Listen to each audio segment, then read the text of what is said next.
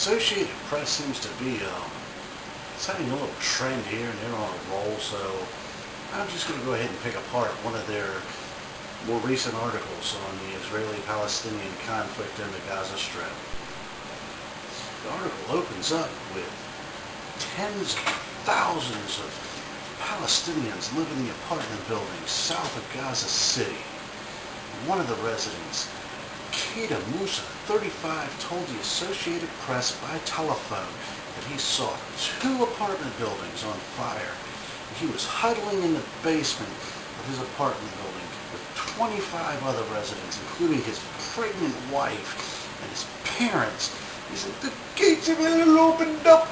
God help us." Then there's a brief quote by Ehud Omar that says that Israel will only end their offensive if Hamas stops rocketing Israel as they have for several years, and they're unable to unarm afterwards. Now there's no commentary included in this, and no grandstanding or comments one way or the other. Then it goes on to add that Hamas fired 20 rockets, fewer than previously. I guess Hamas, unlike Israel, is exercising restraint. Maybe we could all take a lesson from Hamas. Kumbaya, my Allah, kumbaya. Then they go on to stress the point that a rocket hit a house in Ashkelon, but without casualties. Emphasis added. Whoa, let's give an award for ineptitude. I think we should give Hamas a Nobel Peace Prize. Why not? Jimmy Shitbrains Carter got one for brokering a treaty that was never honored.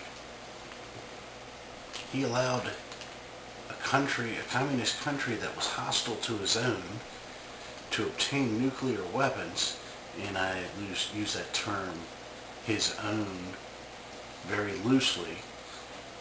He allowed them to obtain nuclear weapons unencumbered by any international watchdog agency due to his due diligence. 3 cheers for idiocracy. Yay!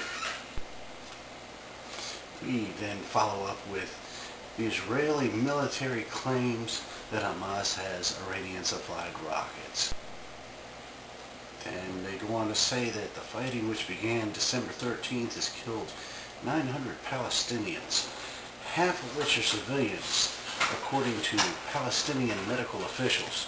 Well, considering that Gaza is run by Hamas, taken over by a military coup which ousted the Palestinian prime minister who was elected, why are they quoting these figures like they're fact, or at least as legitimate as any other official agency? They go on to say that 13 Israelis, including 10 Israeli soldiers, were killed. But then in the same paragraph, they talk about this heroic Palestinian doctor who rushed into a building which was just bombed twice, and then it was bombed a 3rd time, and he was killed. And 4 other paramedics were killed in similar circumstances. But common fucking sense, people. The Palestinians don't build anything that can survive 2 bombs, more or less a 3rd. Why the hell would the Israelis shell the same damn rubble 3 times? Damned if it doesn't make a fuzzy-muzzy loving, dope-ingesting reporter's wet dream. And the 4 other medics that were killed, there was no source quoted or necessary, because what the hell, he was on a roll.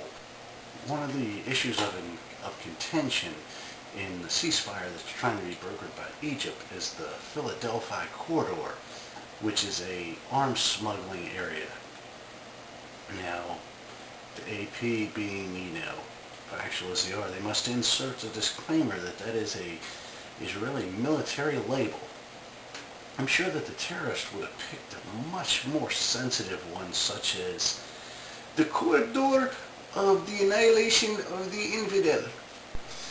My utmost favorite one is, in conclusion, they say that Israeli security officials claim that they have killed hundreds of Hamas fighters, including top leaders. but that there's no way to confirm these figures.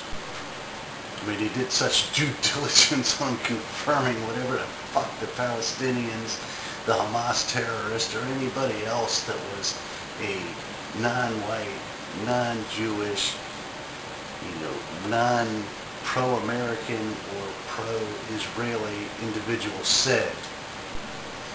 International aid groups say that Israel's not doing enough to protect Palestinian civilians and aid workers. Most important, Helen Gale of the International Aid Group CARE says that the number of Palestinians requiring food aid is 88%, which is up from 80% before the war. Holy fuck. That means that all but 20% of the Gazian motherfuckers are on welfare, and that Israel is really fucking supporting their own enemies, and now they added another 8% to the mix. Holy shit. I mean, if anything, if the number of people on welfare only goes up 8% because of a large military incursion, that would speak volumes to the amount of care that they've taken in protecting the infrastructure. Crap, more than 8% of the people in friggin' Louisiana went up after a hurricane, a natural disaster.